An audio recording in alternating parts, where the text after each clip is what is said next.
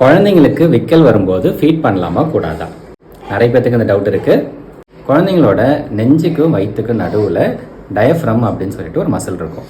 அந்த மசில் சுருங்கி விரியறதுனால தான் குழந்தைங்களுக்கு விக்கல் ஏற்படுது. பிறந்த குழந்தைங்களுக்கு அந்த மசில் அப்போ தான் டெவலப் ஆக ஆரம்பிக்கும். அதனால விக்கல் அடிக்கடி வரும். மற்றபடி விக்கல் இருந்தாலும் தாராளமாக ஃபீட் பண்ணலாம்.